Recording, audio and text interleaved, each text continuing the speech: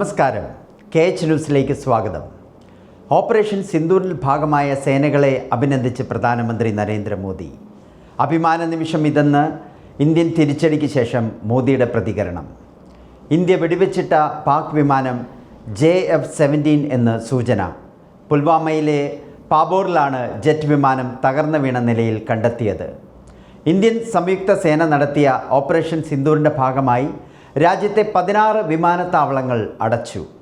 വിവിധ ആഭ്യന്തര വിമാനത്താവളങ്ങളിൽ നിന്നുള്ള 165-ലധികം വിമാനങ്ങൾ റദ്ദാക്കിയതായി ഇൻഡിഗോ അറിയിച്ചു.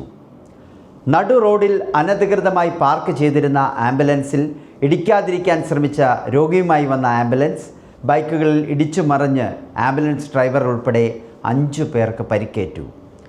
ഇടുക്കി തൊടുപുഴയിൽ ബാറിൽ ആളുമാറി പോലീസ് ഉദ്യോഗസ്ഥന് നേരെ മദ്യപൻ്റെ ആക്രമണം. തലയ്ക്ക് പരിക്കേറ്റ പോലീസ് ഉദ്യോഗസ്ഥൻ ചികിത്സയിൽ.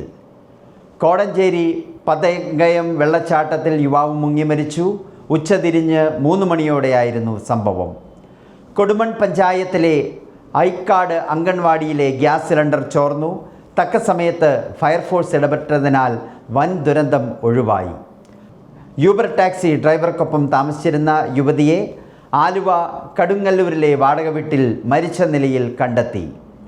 ഇൻസ്റ്റഗ്രാമിലൂടെ പരിചയപ്പെട്ട 13-കാരിയെ ലൈംഗിക അതിക്രമത്തിന് വിധേയമാക്കിയ കേസിൽ യുവാവ് അറസ്റ്റിൽ. മദ്യലഹരിയിൽ പോലീസ് സ്റ്റേഷനിലെത്തി അതിക്രമം നടത്തിയ യുവാവ് പിടിയിൽ. വാർത്തകൾ കഴിഞ്ഞു. നമസ്കാരം.